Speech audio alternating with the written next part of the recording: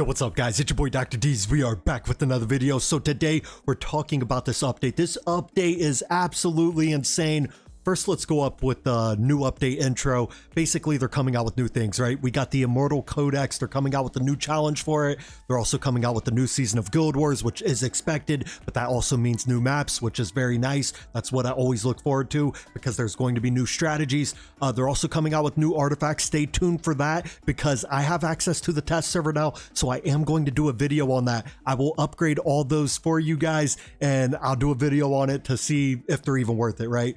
Then they're also coming out with Beelzebub's exclusive artifact, right? Which is very nice. So the new Immortal Codex, it starts on February 4th. I'm just going to skim through this fast, right? We're not going to do the boss breakdown. Looks like Zalus and I don't know, who is that? Cyrus? But let's go down here. We got the recommended heroes. I'm not really digging this because this is kind of unrealistic. A lot of people don't have Ingrid. They don't have Praetus. Of course, there's going to be other heroes that you can use and you'll probably still be able to get triple S tier. But the fact that we have the recommended heroes and they're like, hey, you know what? Let's take two of the most overpowered heroes and put them on here. We got Ingrid and Praetus. And then also even Ardea. Ardea is an ancient exclusive. Granted, she is a big time booty clapper, but the fact she's on this list, I don't know, this whole list right here is a little unrealistic. The good news is we should all have Sun Wukong because Sun Wukong was a guaranteed legendary as long as she had 200 summons, which was very recent, right? But me personally, I should have no problem with this because I have all these heroes except for Init. I'm still working on Init, but everyone else I do have. So we come over here, Guild Wars Season 7. Like I said, I love this because we're getting new maps, which means new strategies offensively and defensively. It makes Guild Wars a little more interesting, and the people getting bored with Guild Wars, it's going to hopefully bring that fire back, right? Like, oh, let's go ahead and jump right into this because that's how I feel. I actually can't wait for this. Ready to come up with some new strategies and see what we could do. They're also coming out with this Demon Soldier. The thing I like about this Demon Soldier is he grants shields to multiple allies, whereas the Fool only grants them to one ally. It looks pretty awesome. He looks like a really good Demon Soldier that they are adding into the game. We're also getting the new seasonal emote. We're also getting the new seasonal avatar border. And then we have the Gladiators Gauntlet Season 7 exclusive rewards. This is rewards that a lot of us will not be able to receive. So we're getting the Maul skin. You know, I kind of wish they gave access to everybody for this skin. This is a dope skin. This is one of the better skins that they have ever come out with. That's my opinion anyway. But I really like this skin, and it sucks that a lot of us will not be able to receive this. And then also the guild banner pattern, the fresh chat bubble, looking pretty fresh over there, and then some refining crystals. And then we also have the new artifacts. The release date is after the update, which is coming really soon. We got Shattered Hilt, we got Blightcaller's Claw, and we also have Dragon Blood Goblet. I honestly do not know how good these are, but like I said, your boy will test them out and I'll come out with a video on it. And then we also have the Artifact Shard Assembly. We got my guy Beelzebub. We're getting his exclusive artifact, which is very nice. So let's go over this update. I mean, this update is insane, guys. And we're also getting compensated the 300 diamonds, which is nice. So this first one is basically heroes getting fixed or whatever the case might be, like optimize some special effects. Who cares? That's for Lyra. For Volca, optimize basic attack animation. I don't care about that either. Number 3, Zilla 2 fixed an issue where soul siphoning only dealt level 1 damage during the ultimate. That is an issue that is very good that they fixed. We also got Ardea, fixed an issue where her circular blade from her talent would sometimes fire in an incorrect direction. That's also really good that they fixed that. We got Narvi, fixed the hero's ultimate trigger logic during auto fights. Cool. And then we got Kagiri. He's getting a new bond skill. This is awesome because if you obtain Yuri Firefox Kitsune, which is going to be a new hero in the game, I don't care what her kit is, honestly. I need this chick on my account. Anytime you bring in a fox that has 9 tails, I mean, I'm thinking Naruto, right? But anytime you bring in a 9-tailed fox, I have to have it. I have to have it. You know, even if she is the worst hero in the game, I would still need her on my account. I honestly know nothing about her kit yet, but I know that she is a 9-tailed fox, which is awesome, right? But also the fact that her and Kagiri will share a bond skill, which is it's pretty cool, right? It's just giving Kagiri more survivability, you know, restores 10% HP. Ember Strike, when it's activated, it restores 25% HP. Makes it nice, right? Survivability is always good. Then we have the gear. I love this right here. When we're talking quality of life, this right here is what it is all about, guys. The following gear sets will no longer have healing effect as a secondary attribute on their ancient gear pieces.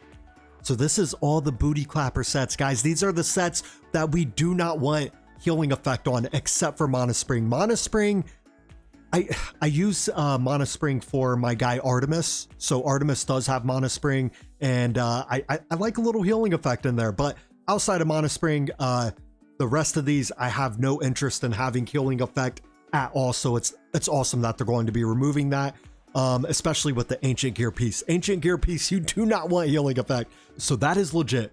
And then also, at number 2, they're increasing the Ancient Gears drop rate. I mean, you know how many runs I would do?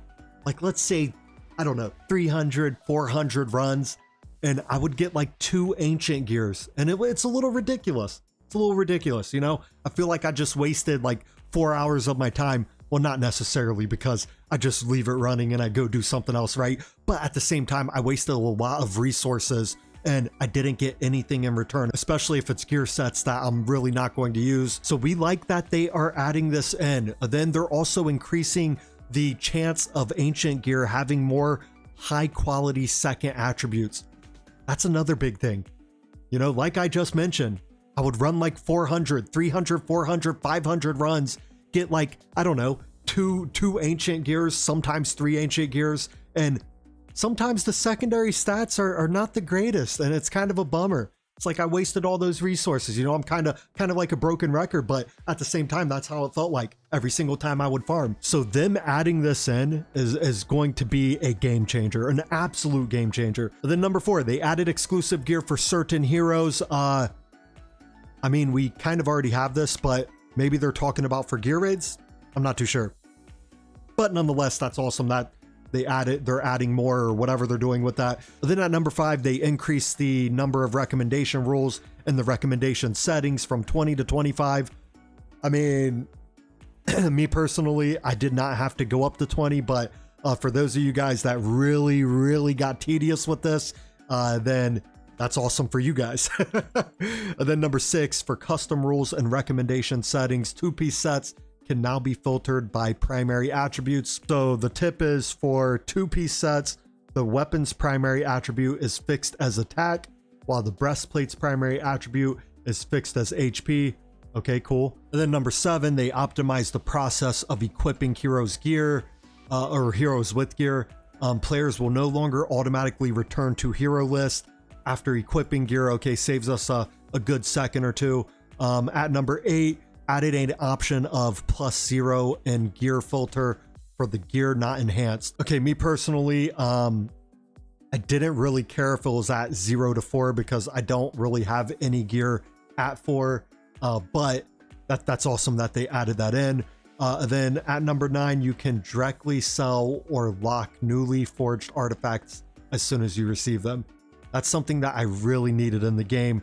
I really like how they added that in. Okay, that's awesome. Okay, then for the 3rd section, we have the guild. This is basically just talking about the season 7 starting, the Gladiators Gauntlet, all that other stuff. The one thing that I did want to highlight in here, significantly increased guild coin rewards for each Guild War attack. I mean, you know, I've talked to a lot of players in the game, and they say Guild Wars would be a lot better if they upped our rewards, because then it would actually give me incentive to actually do it.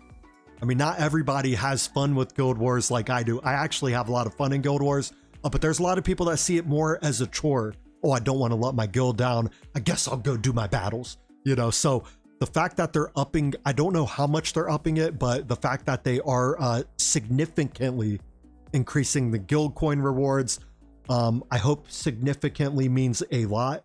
But the fact that they're increasing that, I think that's going to be good for the game. So number 5, this is for all you lower level guilds, the guilds that are level 5. You now have access to Ancient Summoning Crystal Redemption, which is very nice. You know, that's actually really nice for you guys.